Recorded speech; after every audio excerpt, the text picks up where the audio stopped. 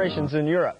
EUCOM says this 11th round of closure announcements affects more than 2,000 military and more than 1,200 U.S. civilian and local national positions. And Mulligan has details of the drawdown announcement.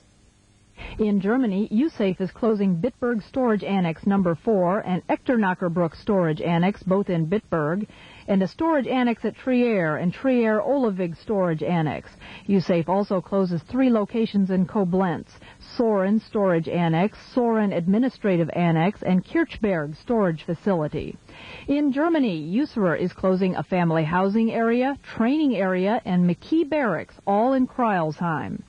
In Berlin, USER is returning the AFRTS warehouse and Four Seasons store, returning part of the Berlin Brigade family housing, returning Daxberg ammunition area, and partially returning Duppel family housing. USER returns Geinsheim activity in Hasloch, the Fernheim-Lorsch ammunition storage area in Lorsch, and Hürmühlbach railhead facility.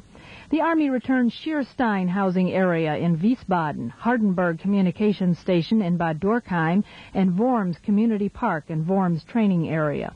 Taukunen Barracks, also in Worms, is listed as a partial return. Stuttgart's Kornwestheim Airfield and Training Area, previously listed as a partial return, is now targeted for a full return to the host nation.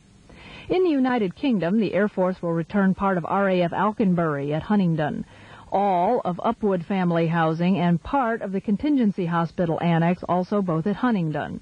Stamford's Wittering Family Housing Annex is on the list, as is Yaxley Family Housing Annex in Peterborough, Haverhill Family Housing Annex No. 2, and Long Hanborough Family Housing Annex and Upper Hayford Waste Annex, both in Oxford, and Wantage Family Housing Annex.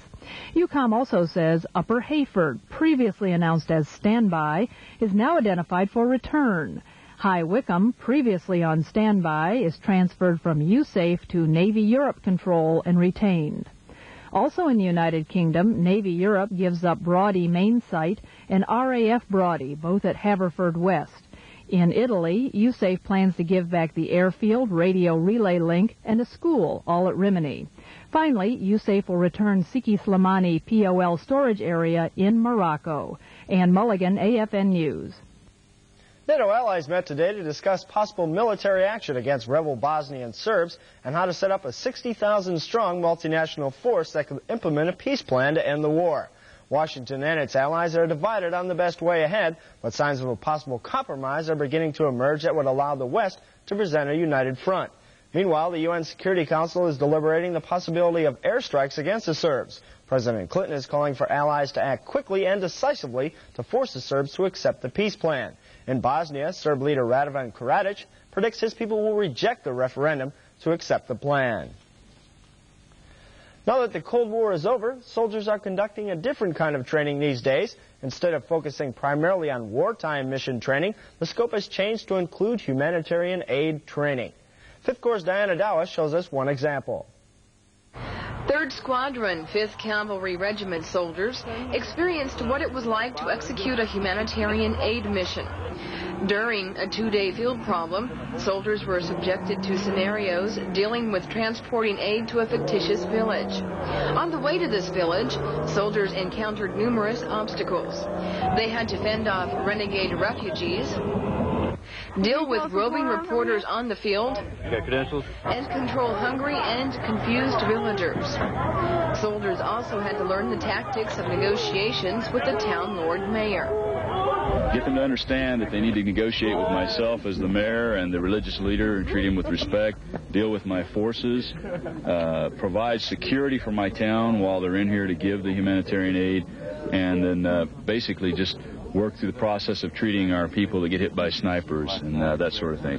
During the exercise, soldiers had the chance to play out both sides. One day being the soldier on the mission, the next day being the refugee or civilian. Playing these roles allowed soldiers to get a feeling of what to expect should they have to provide support during a real humanitarian aid mission. From the 5th Corps Public Affairs Office, Diana Dawa for AFN News. The world witnessed strong coalition efforts in Desert Storm, but in that case, national forces still existed independently of each other, only coming together on the battlefield. In today's economic atmosphere, this is no longer feasible, And as Gail McCabe reports, Reforger 93 is providing the classroom for multinational logistical questions. That's a multinational operation. The solutions being asked for at this table are all focused on the logistics of getting a multinational force to its destination quickly and combat ready.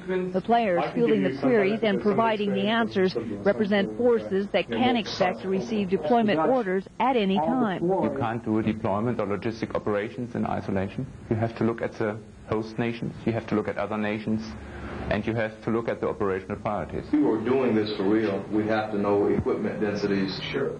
The problems faced by these soldiers are numerous and complex. As representatives of European commands, they are committed to seeking answers. Their input combines experience with strategy. This is the way future operations will occur with different forces. There are significant problems. Yeah. A multinational deployment to a hotspot, like Bosnia, for instance, means who does what, when, and where. You have a fire engine that needs to put out a fire. And so you've got the couplings from the German army, you've got the water coming from a US Army Bowser, and you've got an English fireman there.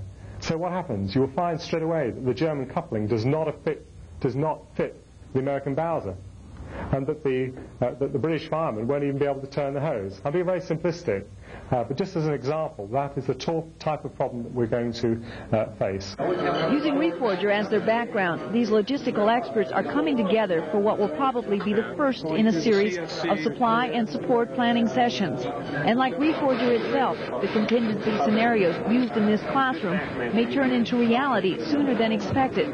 If that happens, the logistical structures developed here Admirals and generals alone won't solve